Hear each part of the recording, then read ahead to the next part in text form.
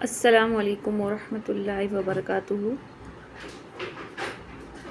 نحمد و نصلی علی رسولہ الکریم، اما بعد فاعوذ باللہ من الشیطان الرجیم، بسم اللہ الرحمن الرحیم۔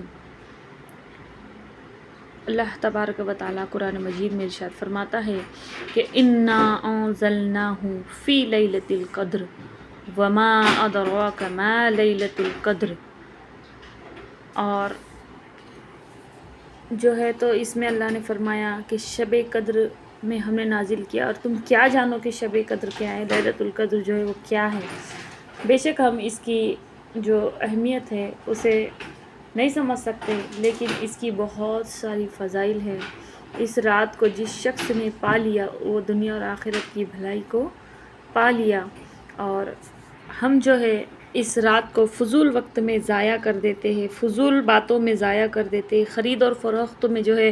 اس رات کو ضائع کر دیتے ہیں۔ لہٰذا یہ توبہ کی رات ہے، مغفرت کی رات ہے، اللہ کو متوجہ کرنے کی رات ہے۔ اس وقت رحمت کے دروازے کھول دیے جاتے ہیں، ملائکہ جو ہے آسمان سے نازل ہوتے ہیں، اور جو ہے تو جبرائیل امین جو ہے آسمان سے جو ہے آتے ہیں، اور فرشتے تمام جو ہے وہ دیکھتے رہتے ہیں کہ کون کیا کر رہا ہے، کون کیسی عبادت کر رہا ہے، اور سب کو اسی رات میں جو ہے کیا ملنے والا ہے، آنے والے سال میں اس کا فیصلہ ہو جاتا ہے کہ اگلے سال اس کو کیا ملے گا۔ تو اپنے لیے دعا کرے اور دوسروں کے لیے بھی یہ دعا کرے کہ اللہ تبارک و تعالیٰ سب کا آنے والا سال جو ہے کیا ہے بہتر فرمائے۔ اور تمام آج مسلمان لوگ جو ہے وہ پریشان ہیں، دنیا میں نہ جانے کہاں کہاں لوگ جو ہے پریشان ہیں، تو دوسروں کے لیے اس رات میں دعائیں خیر کیجیے، کیونکہ جب ایک بندہ دوسرے بندے کے یعنی مومن بھائی کے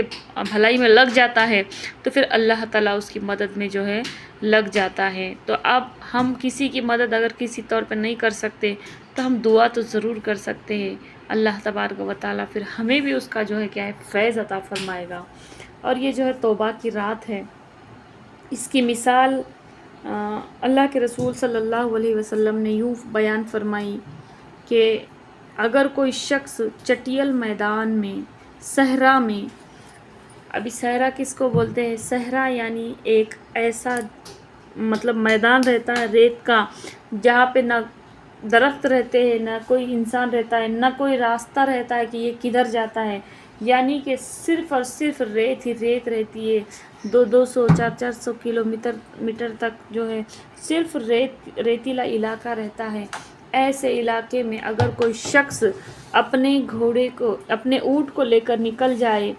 اور جو ہے تو اس کا اونٹ اگر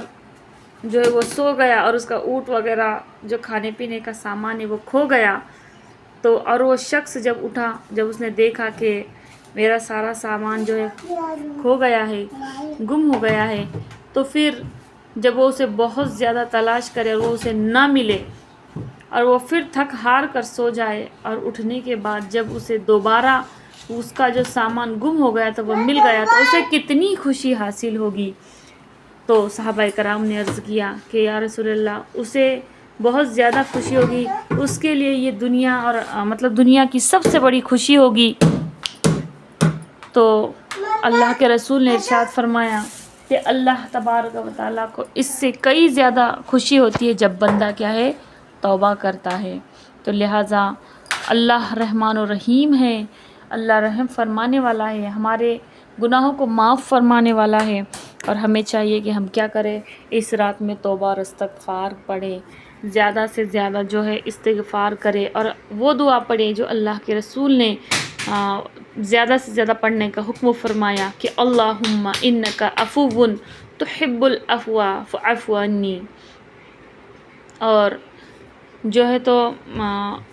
اب جب ہم گناہ کرتے ہیں تو اللہ کی جو دوسری بنائی ہوئی چیزیں ہیں، یعنی کہ آسمان، سمندر، زمین وغیرہ، یہ اللہ سے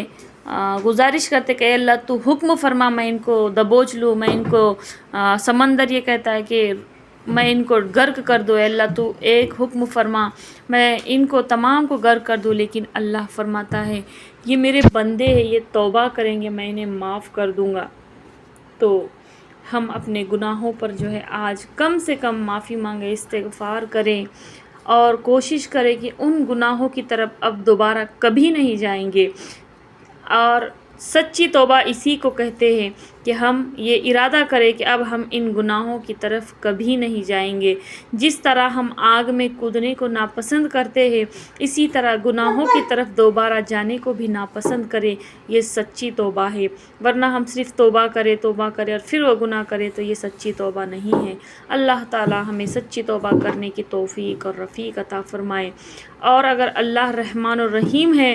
تو یہ نہ بھولے کہ پھر اللہ تبارک و تعالی قہار اور جبار بھی ہے۔ اللہ اگر چاہے تو ہماری چھوٹی چھوٹی چیزوں پر جو ہے ہم ایک چیز میں بھی جو ہے کہ ہم نکل نہ سکیں گے، باریک سے باریک چیز پر اگر اللہ نے عدل فرمایا تو پھر ہماری بخشش ناممکن ہے۔ اس لیے اس رات کو غنیمت جانو، اپنی مغفرت کروانے کے لیے جو ہے کمر بستہ ہو جاؤ کہ آج کی رات جو ہے ہم عبادت کریں گے۔ یہ نہیں کہ صرف اس میں عبادت کرنی، آپ اٹھو بیٹھو، نہ بیٹھ سکو تو لیٹ کر تسبیح پڑھو، ذکر و اذکار کرو اور قرآن مجید پڑھو، استغفار پڑھو، جو بھی آپ سے ہوتا ہے آپ کرو،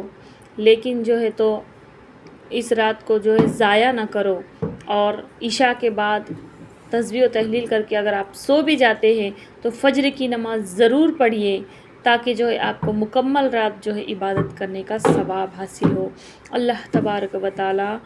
ہمیں اس رات کی اہمیت کو سمجھنے اور جو بھی ہم نے کہا ہے اس پر عمل کرنے کی توفیق عطا فرمائے، آمین ثم آمین۔ اور یہ جو ہے شب قدر کی نفل نمازیں ہیں، جس کا میں نے ویڈیو بنا کر ڈالی ہوں، اسی ویڈیو میں